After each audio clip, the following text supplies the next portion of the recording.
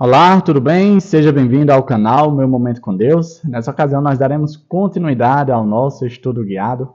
Que o Papai do Céu, assim como tem falado a nós durante esses dias que já se passaram e durante todas essas semanas desse trimestre maravilhoso, a qual estamos estudando o Evangelho de Marcos, que ele continue sim a falar ao meu e ao seu coração, porque é por meio desse estudo que nós desenvolvemos um relacionamento melhor e íntimo com nosso Deus.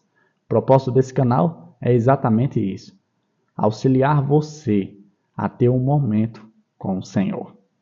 Nós vamos dar continuidade ao estudo dessa semana, onde nós estamos vendo ali as cenas que aconteceram ao redor, no percurso do Mar da Galileia, aquele grande lago, onde foi o palco da manifestação do amor de Deus para com muitas pessoas.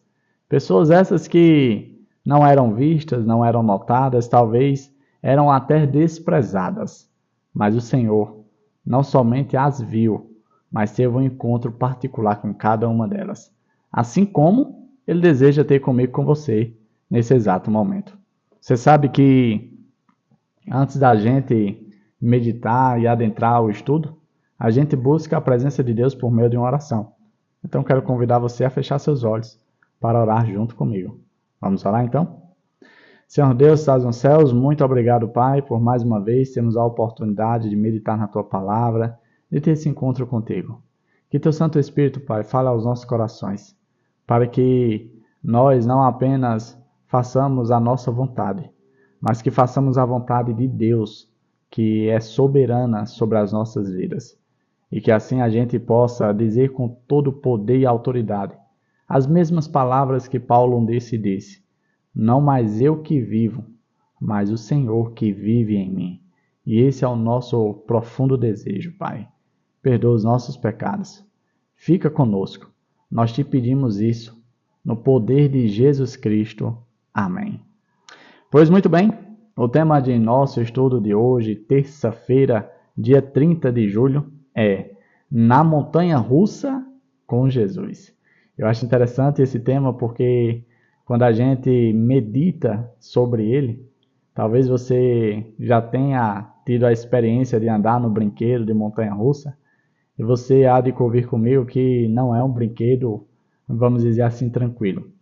É um brinquedo que tem seus altos e baixos, literalmente, que tem suas velocidades. Ora está devagar, ora está muito rápido. É um brinquedo que desperta em nós vários tipos de emoções. E é exatamente isso que o estudo vai tratar. Algumas emoções diferentes. Emoções essas que foram vistas pelo Senhor. Logo no início, eu quero convidar você a abrir a sua Bíblia aí junto comigo, no Evangelho de Marcos, capítulo 5. Nós vamos ler a princípio o versículo 21 ao 24, onde narra ali um contexto introdutório sobre uma cena muito especial que aconteceu ali na vida de Jesus. Veja comigo o verso 21 que diz assim, ó. Tendo Jesus voltado de barco para a outra margem, uma grande multidão se reuniu ao seu redor, enquanto ele estava à beira do mar. Então chegou ali um dos dirigentes da sinagoga, chamado Jairo. Vendo Jesus, prostrou-se aos seus pés. Ele implorou insistentemente: minha filha está morrendo. Vem, por favor, e impõe as mãos sobre ela, para que seja curada e que viva. Jesus foi com ele. Uma grande multidão o seguia e o comprimia. Aqui nós damos continuidade ao contexto de ontem. Se você não viu a história de ontem, o estudo guiado de ontem, eu reforço, dê uma olhadinha depois, para que você esteja a par da continuação hoje. O que acontece? Jesus estava em uma localidade, ele é expulso dessa localidade ali dos territórios dos Gerasenos, e ali ele volta com os discípulos novamente para a outra margem do lago do Mar da Galileia. E quando ele entra novamente nesse território, a Bíblia diz que uma multidão se aglomerou ao seu redor. E dentre aquela multidão havia uma pessoa especial, uma pessoa diferente. A Bíblia o identifica como um dirigente da sinagoga. Podemos dizer que ele era um dos oficiais que tomava de conta da igreja. E ali ele faz um pedido um pouco inusitado. E nós vamos entender por que esse pedido é inusitado. Ele chega até Jesus, ele se prostra diante de Jesus, ele clama ao Senhor e diz: por favor, venha comigo. Venha comigo porque eu estou em uma situação muito delicada. Eu não tenho mais outras opções, eu não tenho mais o que fazer, eu já tentei de todas as formas. E a minha última opção, para não dizer minha única opção agora, é o Senhor. Venha comigo, minha filha está morrendo. Minha filha está morrendo. Davi, o que é inusitado nessa história?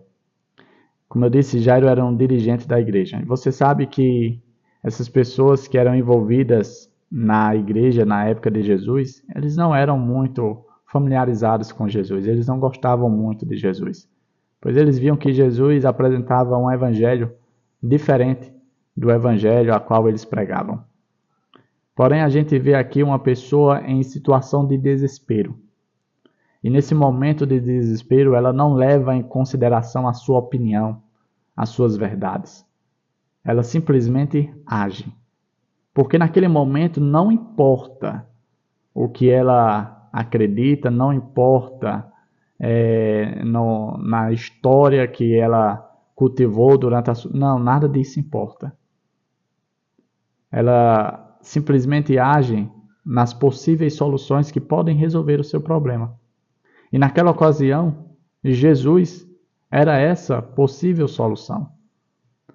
Por isso, Jairo deixa de lado todas as suas opiniões, deixa de lado todas as suas crenças, todas as suas verdades, e simplesmente clama: Senhor, por favor, venha comigo, venha comigo.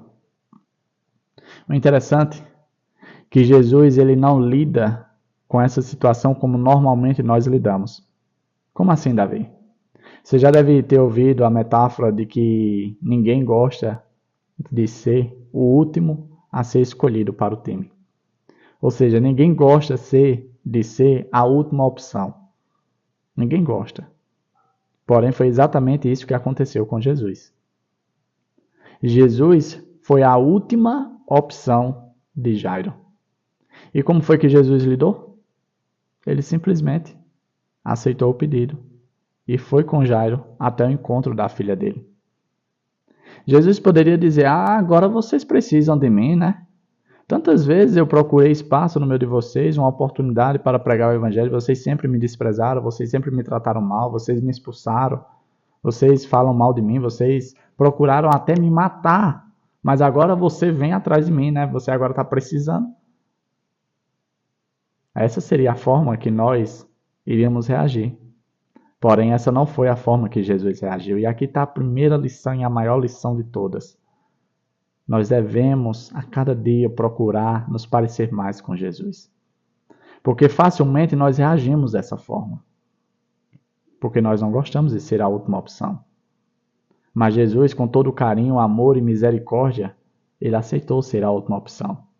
Porque para ele não importa se foi a primeira, a segunda, a terceira ou a última opção. O que importa para Jesus é: eu sou uma opção. Será que Jesus tem sido uma opção na minha e na sua vida? Será que nós consideramos Jesus como uma opção real? Ou será que nós estamos levando a vida desconsiderando que Jesus é uma opção real?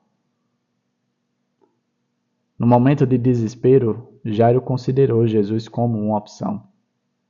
E Jesus aceitou. Independente de qual posição tinha sido, Jesus aceitou o pedido de Jairo, o clamor de Jairo.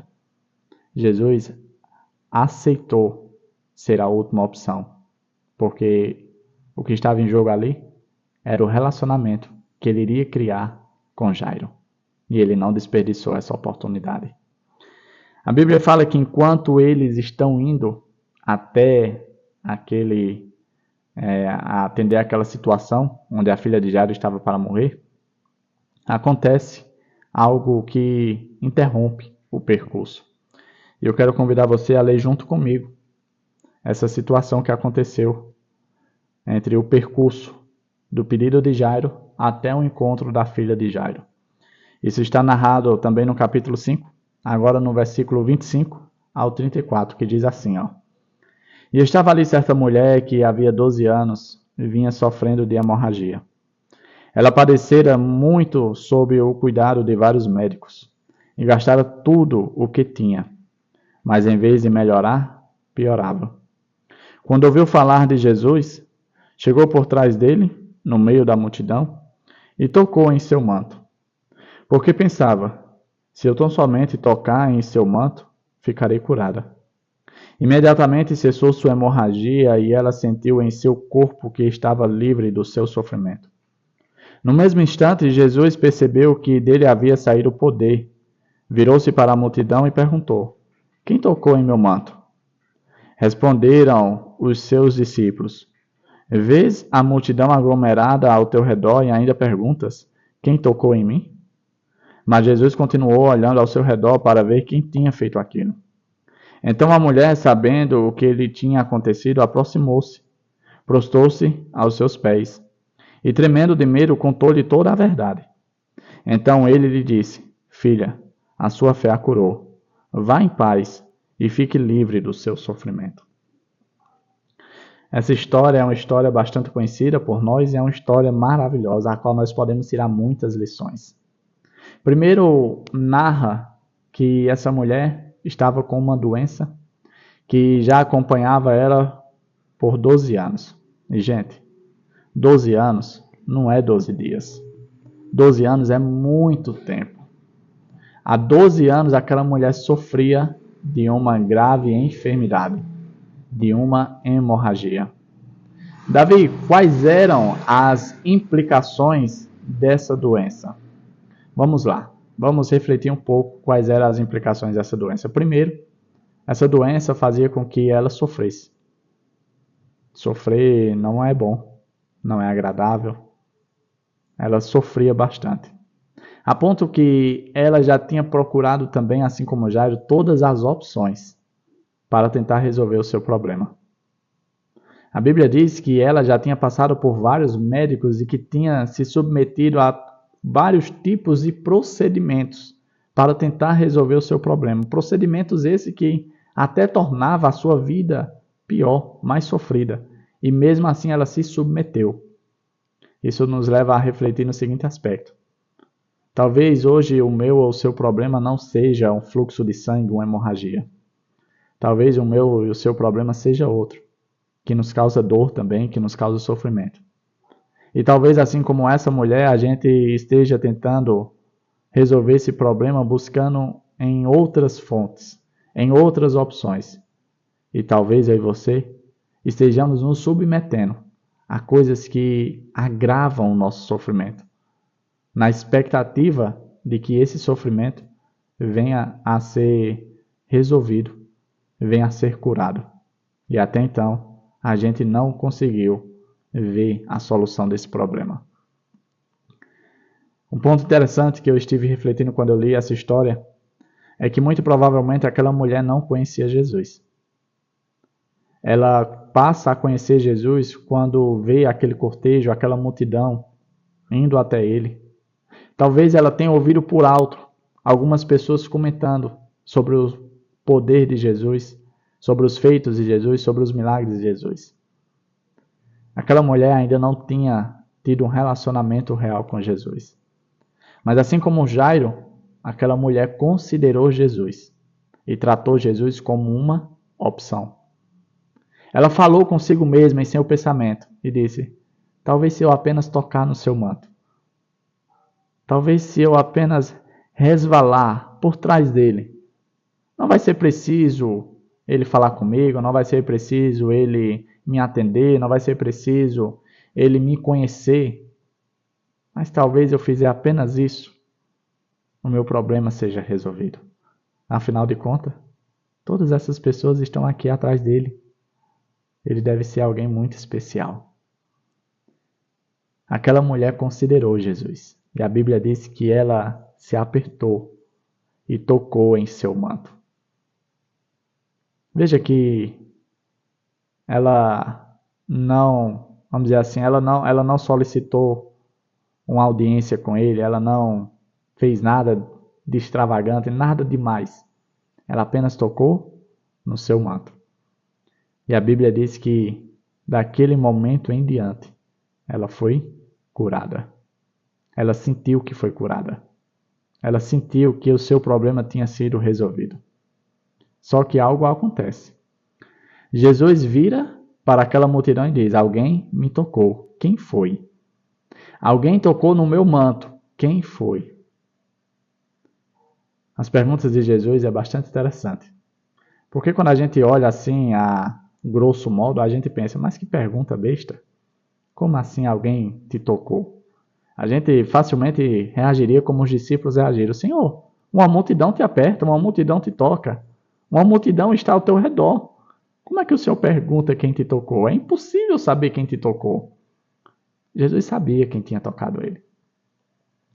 O que Jesus queria provocar naquela mulher é que ela saísse da situação em que ela se encontrasse. Porque agora ela não era mais a mesma pessoa após ter esse toque com o Senhor. Aquela mulher ela estava com muito medo porque ela estava em uma situação muito delicada. A condição que ela vivia antes de ser curada fazia com que ela tivesse a sua pessoa, vamos dizer assim, a sua presença ocultada. Por quê?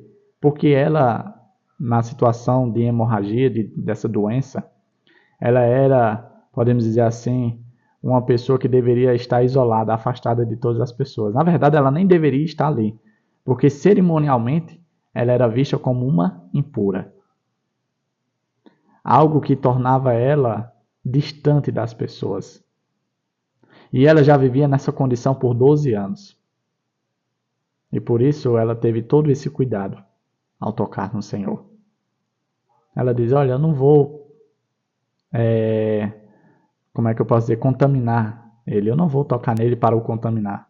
Talvez se eu tocar só no manto, eu não contamine ele.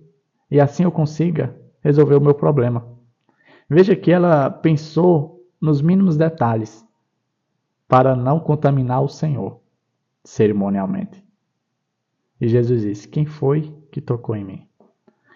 A preocupação de Jesus não era por questão cerimonial de contaminação, mas simplesmente porque Jesus desejava abençoar ela mais ainda. Quando ela decide com coragem se expor, porque é exatamente isso que eu e você precisamos fazer quando decidimos nos relacionar com Jesus, quando decidimos aceitar, tocar e receber o toque do Senhor, nós precisamos nos expor.